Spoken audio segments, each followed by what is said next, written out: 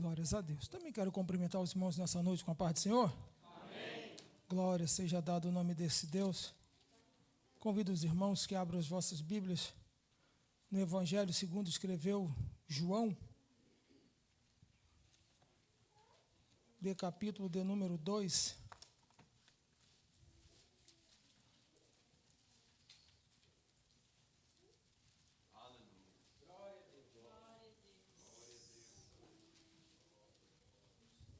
Glória. Todos acharam? Digo amém? Amém. Diz assim, do versículo 1: E ao terceiro dia fizeram-se uma bodas em Caná da Galileia, e estava ali a mãe de Jesus, e foram também convidados Jesus e seus discípulos para as bodas. E faltando o vinho, a mãe de Jesus lhe disse: Não tem vinho. Disse-lhe Jesus: Mulher, que tenho eu contigo? Ainda não é chegado a minha hora. Sua mãe disse aos empregados: Fazei tudo quanto ele vos disser. E estavam ali postas 6 talhas de pedra para as purificações do judeu, e em cada uma cabiam 2 ou 3 metretas. Disse-lhe Jesus: Enchei de água essas talhas. E encheram-na até em cima. E disse-lhe: Tirai agora e levai ao mestre-sala. E levaram.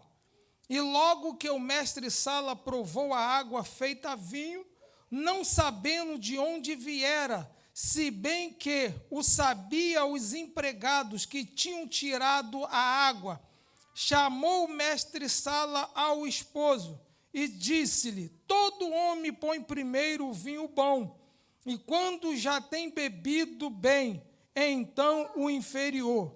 Mas tu guardaste até agora o bom vinho. Jesus principiou assim os seus sinais em Caná da Galileia e manifestou a sua glória, e os seus discípulos creram nele. Podem tomar assento.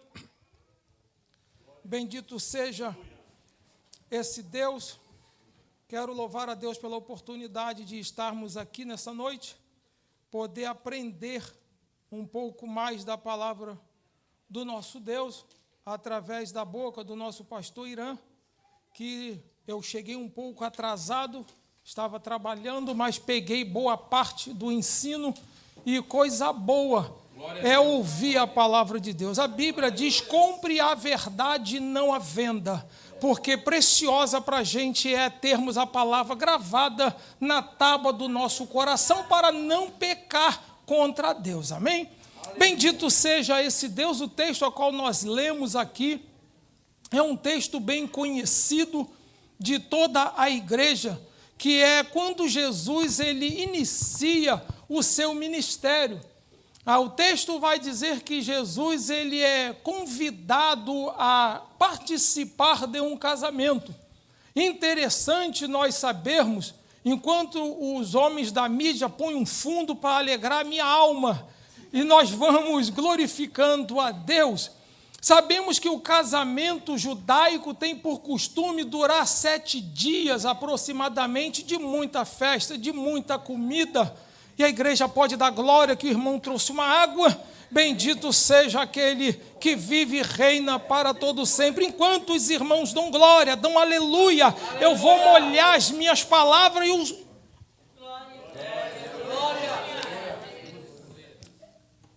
Bendito seja esse Deus. E ali é convidado um homem para ser responsável pelaquela festa, calcular quanto de bebida, quanto de comida era necessário para que todos que ali estivessem presentes se fartassem e que ninguém viesse sair sem ser assistido. Era muito vergonhoso para o noivo, para aquela família a qual estava celebrando o casamento, faltar comida, faltar bebida. E o texto vai dizer aqui que no meio da festa acaba-se o vinho. Imagine para aquele noivo se ele viesse ficar sabendo que o vinho havia acabado. Haveria uma tristeza em seu coração. E também para aquele homem que era responsável por calcular a bebida e a comida, saber que o seu cálculo foi impreciso, foi incorreto, ele calculou errado, ele calculou que seria tantos e assim faltou no meio da festa e o povo ficou sem ser assistido. Imagine a notícia como seria para aquela vizinhança, em saber que o casamento foi um fracasso. E não é muito diferente dos nossos dias. Eu não sou tão velho, também não sou tão novo. O bom entendedor vai entender o que eu vou dizer. Nas festas no passado, o bolo não era bolo pequeno, era um bolo gigante. Era bastante refrigerante, salgadinho. E era um pouco meio complicado se alguém sair falando. Eu fui no aniversário na casa da cadeira e eu não comi salgadinho, né, pastor Irã? Eu não comi um bolo, o bolo era muito pequeno, era muito ruim. Havia uma preocupação em ter bastante coisa para que todos viessem sair falando: olha, a festa foi uma maravilha. Foi uma bênção a festa, teve muita comida, teve muita bebida. Essa era a preocupação da minha época, de pessoas chegar e comer e se fartar. E vendo o texto bíblico, vejo que não era diferente.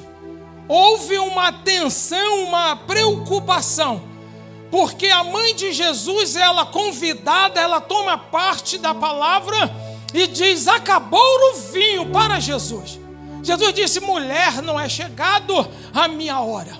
Mas o texto ele vai relatar algumas coisas aqui muito complicadas de se entender. Se nós olharmos e vamos estudarmos a Bíblia em Levítico e Números, nós vamos ver que talha, como o texto diz, servia para colocar água para as pessoas que viessem do caminho na estrada, se lavasse as mãos e os pés, para poder se assentar à mesa, pastor Irã. Aquelas águas não eram feitas para a pessoa beber, era para a purificação. O vinho que havia acabado não foi daquela talha, porque a talha não era para suposto ter vinho, era um odre. Aí eu paro, analiso, mas por que Jesus, ele quando faz a multiplicação, ele faz o milagre, por que ele não faz o milagre dentro do odre, mas dentro da talha? Os irmãos já pararam para perceber isso? Acabou as águas da purificação. Em outra palavra, pastor Hélio, quem chegasse ficaria no vento. Não ia poder se assentar à mesa porque não teria água para se limpar. A mãe de Jesus fala: acabou o vinho. Jesus diz: mulher, o que tenho eu, não é chegada a minha hora. O que tenho eu contigo? Interessante que a mãe de Jesus fala: olha, ficai e fazei tudo que ele vos disser. Jesus deu uma palavra de advertência: que tenho eu contigo, não é chegado a minha hora. Mas Maria não retrocede e fala: olha, ficai e fazei tudo que ele vos disser. Quando eu vejo a talha de pedra, e o texto vai enfatizar por que pedra, porque segundo a lei judaica, um vaso de barro ele é poroso, retém impureza. E todo vaso de barro que era tocado por uma pessoa impura, era necessário ser quebrado o vaso. Então, vendo que o vaso de cerâmica também não funcionava bem, tinha também porosidade, retia pecado, retia sujeira, entenderam que a pedra de calcário, de giz, era uma pedra excelente, porque ela não retia impureza, sujeira. E eu lendo um pouco sobre essa pedra, eu vou ver, amados irmãos de ministério, que quando os homens, a oficina, o ateliê, eles iam na natureza arrancar essa pedra de calcário, de giz, quando eles estavam tirando, ela era muito macia, fácil de manusear. Quando o artesão levava para a roda para ser moldado, para ser esculpida, ela era tranquila de se moldar.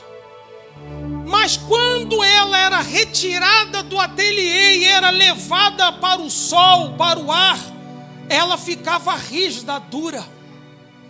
Toda a água que era colocada dentro dela poderia ser até mesmo uma água impura, não contaminava a pedra. A pedra permanecia intacta. Aí eu vendo a Bíblia Sagrada, eu vejo que Deus ele dá uma instrução ao homem para escrever os mandamentos em uma tábua de pedra.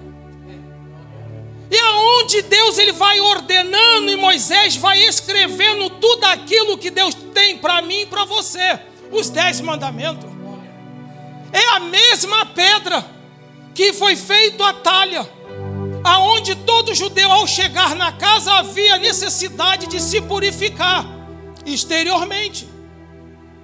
Quando eu vejo a lei de Moisés, ela é válida sim, mas ela é incompleta. Ela não tem o poder de salvar, a lei não salva. A lei só aponta. A lei só tem um objetivo, apontar. Só aponta, mas não faz mais nada. Aí eu lendo a Bíblia em João capítulo 2, ao texto ao qual nós lemos, aí eu vou ver que não foi por acaso que a água se acaba. Porque Jesus ele está iniciando o seu ministério. Jesus ele está começando o seu ministério. E Jesus ele algumas vezes ele faz algo que venha contrariar o judeu, porque é no sábado. E no sábado não poderia fazer. Mas Jesus ele não veio abolir a lei. Jesus ele veio cumprir a lei para mim e para você, porque nenhum homem é capaz de cumprir a lei. Nenhum maior judeu ortodoxo hoje ele cumpre a lei, porque ele não tem um templo para sacrificar.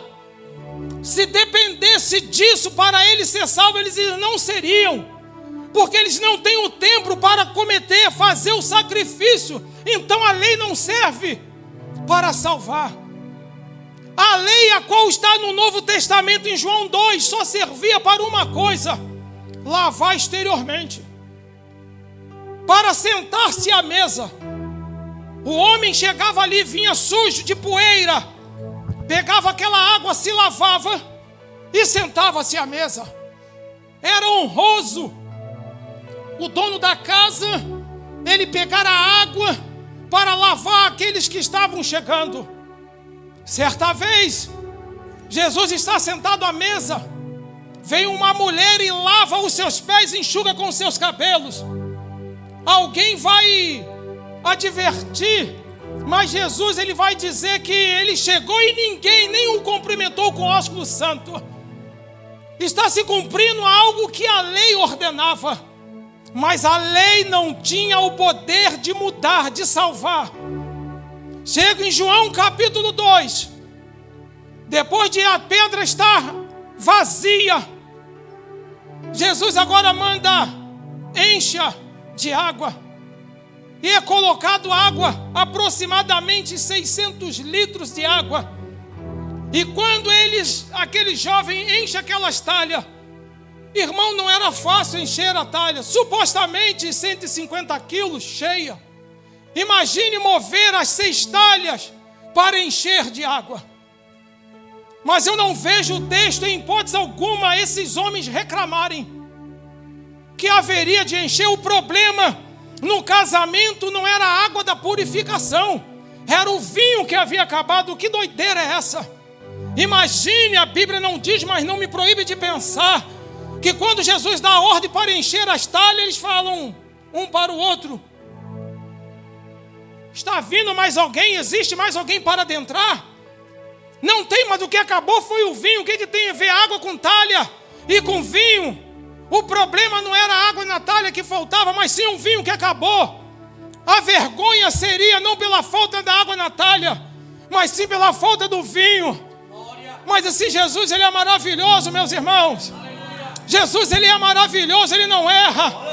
Ele não erra o alvo, ele não chega atrasado, ele chega no tempo certo. Irmão, se eu perguntar aqui quem está passando por luta, por adversidade, vai faltar mão. Mas uma palavra Deus tem para mim e para você. Se Ele não fez, porque não é hora. Se Ele não chegou, porque Ele não se atrasou. Porque a Bíblia diz, irmãos, se tardar, o espera, porque certamente virá e não tardará. O contexto é outro, mas pega para mim e para você. Imagina aquele jovem tendo que encher talha, um e outro olhando para um. O problema não é água, é vinho. O que nós vamos fazer? Se não tem vinho para os que já estão, é sinal que vai vir mais gente? Vamos ter que encher as 6 talhas? Como eu costumo dizer, azedou o pé do frango. Deu ruim. Entenda, meus irmãos. Não tem mais vinho. O problema é vinho, não a água. Aí ficou muito famoso, né? Que Deus complica, descomplica, depois explica por que complicou. Que coisa danada. E Deus, ele tem uns meios de fazer umas coisas meio engraçadas, né? A gente olha o caminho para sair daqui, é pelaquela porta. Deus, não, é por aqui. Mas aqui não tem porta, mas Deus, é por aqui. Deus, mas ali é muito mais fácil, porque a porta é maior. Deus, é por aqui. E muitas das vezes nós somos teimosos, né, e queremos até ir por lá. Ai, Deus, tu quer ir? Vai.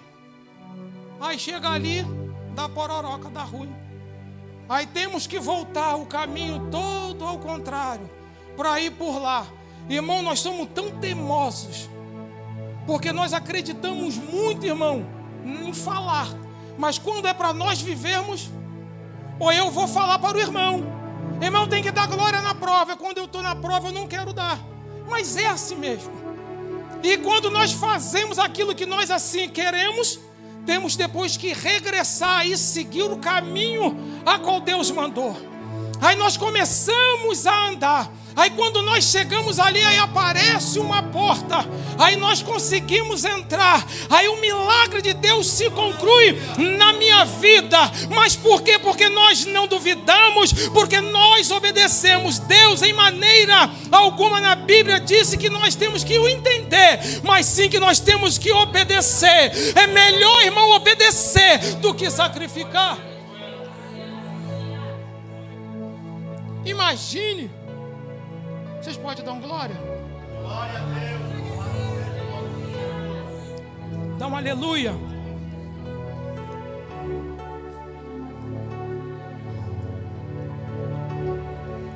E o jovem, sem saber o porquê, causa, motivo e razão, enche as talhas.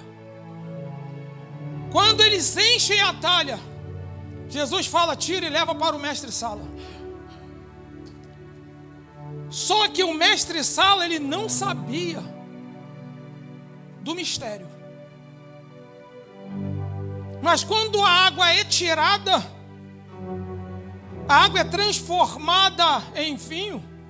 Vou abrir um parêntese. Tem muita gente que pega esse texto sem contexto, que é pretexto para heresia, e diz que crente pode beber. Crente não pode beber. Ou existe alguém aqui ainda que acha que Jesus transformou aquele vinho alcoólico para o povo ficar mais bêbado? Não faz sentido, fecha o parêntese. Quando aqueles homens pegam a água e levam para o mestre-sala e ele prova, não sabendo o que havia acontecido, e ele fica perplexo e vai até o noivo, manda chamar o noivo e fala, olha, todo mundo faz o ao contrário. Serve sempre o melhor. Depois, quando todo já tiver bebido bastante, serve-se o menos favorável. Mas você guardou o melhor para o final. Que loucura é essa? Irmãos, o melhor de Deus já veio, que é Jesus. Você não gosta de que o melhor de Deus vai vir? Não, já veio, é Jesus. Mas a melhor parte, irmão, está para acontecer, pode ser agora. Hoje pode ser um culto de despedida nosso aqui na face da terra. É capaz, irmão, de nós nem terminarmos este culto e sermos arrebatados. E se assim acontecer, irmão, quantos estão alegres com Jesus? Quanto aguarda e espera a vinda dele? Irmão, nós podemos até sair daqui e não chegar na nossa casa, mas uma coisa nós temos que ter: a certeza em nosso coração que no céu é o nosso destino, meu amado irmão. Quantos nessa noite aqui crê assim? Se nós não chegarmos em casa, mas no céu chegaremos, pode dar glória. Como diz um pastor amigo meu, glória. Tem um pastor amigo meu que diz glória. E aí, meu pastor, como é que está? Glória. Eu peguei isso, glória. E é verdade, meus irmãos. Deus, Ele é maravilhoso. O problema estava instaurado, mas Jesus fala: pega a talha, enche d'água, leva ao mestre Sala. O mestre Sala não entende nada. Que doideira é essa? O melhor está no final, por que não está no início? Porque o melhor para mim e para você não é estar aqui nessa terra. Deus não prometeu riqueza aqui. Foi dito aqui: buscai primeiro o reino do céu e a sua justiça, e toda essas coisas, não as demais coisas, estas coisas que ele falou nos versículos anteriores, vos serão acrescentadas. E as demais coisas, não está. Todas estas coisas. Isso é invencionice nossa, as demais coisas. É essas coisas, os versículos anteriores a qual Jesus falou. Irmão, coisa boa, irmão, é nós estarmos no meio da luta e da adversidade, mas a gente contemplar a mão de Deus sobre a nossa vida. Bom, irmão, é nós vermos, irmãos, nós tirarmos água, enchermos o recipiente de água, mas quando nós tirarmos, já não é mais água. Deus, Ele já fez um milagre. O que Deus quer de mim e de você nessa noite é uma coisa apenas: é obediência. Não importa o que acabou na minha e na sua vida, o importante é que sejamos obedientes. Se Jesus mandou encher a talha de água, encha. Mas o meu problema não é água, mas encha, porque Ele sabe o que faz e eu não sei o que digo. Não fique com palavras humanas, fica com a palavra de Deus, porque ela é viva e eficaz, é mais penetrante que uma espada alguma de 2 gumes. Ela é infalível, é imutável, ela não muda. A palavra de Deus, ela não se renova, ela é rema, ela é válida para hoje, ela é mais, muito mais, irmão, do que qualquer outra coisa. A Bíblia, se nós colocarmos no topo de um monte de livro, é a coroa daquela coletânea. Se nós pegarmos a Bíblia e botar debaixo de 10 livros, ela é a sustentação dos 10 livros. Se botar a Bíblia no meio de 10 livros, ela é o meio de tudo. Aonde nós botarmos a Bíblia, ela sobressai. É o livro mais lido por décadas, é a Bíblia Sagrada. Isso aqui tem tanto poder que país muçulmano ela não pode entrar, porque quando ela entra, muda a história da humanidade.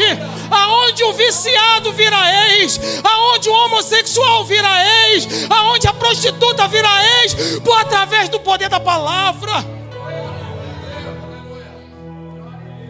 Os jovens obedeceram. O mestre Sala ficou apavorado.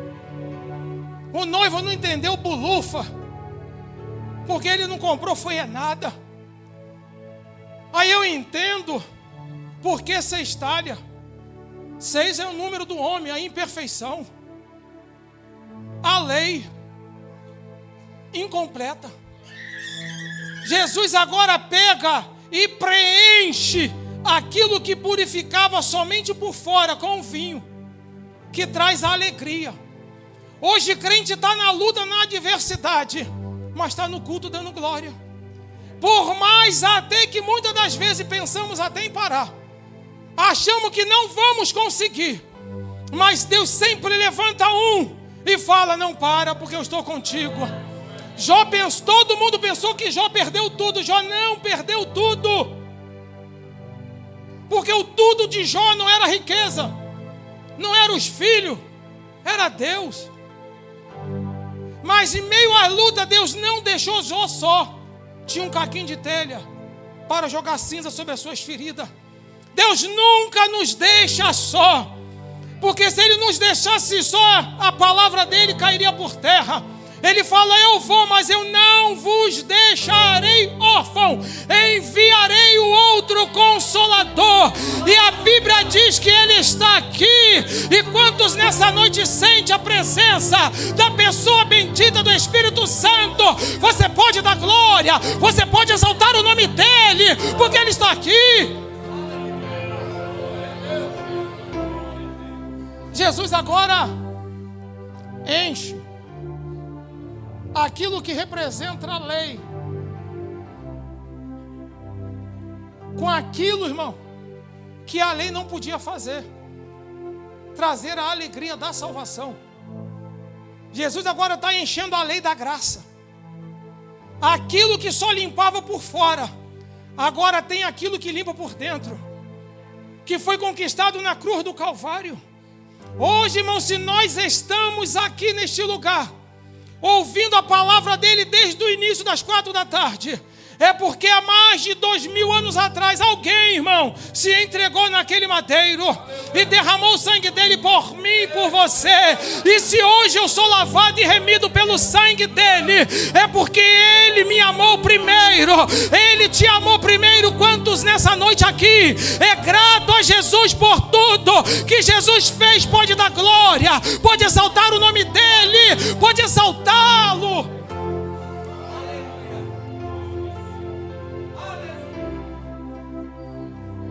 E o texto vai dizer que, enchido as talhas, tirada a água transformada em vinho, é levado o mestre-sala. Mestre-sala imperfeito, o homem imperfeito, calculou errado, fez conta errada, acabou. Mas o texto vai dizer que Jesus foi convidado aí naquele casamento. Imagine, meus amados irmãos, se Jesus não fosse convidado para estar naquele casamento, como seria este casamento aqui? Irmão, coisa boa é quando eu e você convidamos Jesus a entrar na nossa vida. Coisa boa, irmão, é quando nós chamamos a Jesus para entrar na nossa adversidade. Coisa boa, meu amado irmão, é quando nós convidamos a Jesus para fazer morada na nossa vida. Coisa boa, irmão, é quando nós dobramos nosso joelho e começamos a orar e chamamos Jesus. Jesus, vem aqui. Jesus, fala comigo. Coisa boa, irmão, é quando nós convidamos a Jesus para entrar na nossa vida. Imagine, meus amados irmãos, se Jesus ele não fosse convidado, como seria aquele casamento? Seria uma ruína. Mas Jesus lá estava, finalizando um ciclo da lei, iniciando um ciclo da graça, favor não merecido. Jesus inicia o seu ministério, pegando a lei, aquilo que apontava. Alguém errou, a lei apontava, tem que ser morto. A lei olhava, você tem que ser apedrejado, tem que ser isso, tem que ser aquilo. O vaso que foi contaminado tem que ser quebrado, extirpado. Mas Jesus agora ele vem e fala: aquilo que o homem jogou fora, que disse que não tem como, um projeto falido, Deus pega e molda de novo e mostra para a sociedade que a perspectiva de Deus é diferente da dos homens. Irmão, eu costumo dizer que eu era um projeto falido, tinha mais de 200% para dar errado, mas alguém comprou esse projeto falido e tirou do espiritismo, tirou da cocaína, da bebida, me lavou com teu sangue e me trouxe aqui para te dizer uma coisa: Jesus é bom e o diabo não presta. Vale a pena servir a Jesus, vale a pena servir a Jesus. Há uma transformação para se cumprir na minha e na sua vida. Todos aqui já são transformados pelo poder da palavra. Mas olhando a carta de 1 Tessalonicenses capítulo 4, Paulo vai dizer que isso que é corruptível vai ser transformado. Nós seremos, irmãos, arrebatados. Será a maior transformação de toda a nossa vida. É quando essa carne aqui, se não tomar banho, fede. Quando morre 3 dias, está em putrefação. Ninguém aguenta ficar aqui dentro. Vai se tornar, irmão, naquilo que é incorruptível. Veremos Ele face a face, seremos como Ele. E isso tudo num piscar de olho, aonde a terra, irmão, não vai entender como foi louvado. Cadê aquele povo barulhento? Foi morar no céu. Irmão, essa é uma transformação que a lei, ela não consegue fazer. Mas eu lendo a Bíblia em João 2, essa lei, ela acaba e inicia-se a graça, a transformação, não de fora para dentro, mas de dentro para fora. É quando eu e você somos lavados e remidos pelo sangue de Jesus, e naquele dia, ao soar da trombeta, nós seremos arrebatados, encontraremos com Ele nos ares, participaremos do tribunal de Cristo, e depois da boda do Cordeiro, e o veremos como Ele é. Enquanto a terra vai estar em caótica, cheio de atribulação, estaremos eu e você lá, exaltando e glorificando, recebendo dele premiação. Quantos nessa noite assim almejam esse grande dia, levanta a sua mão e dá glória ao nome dele.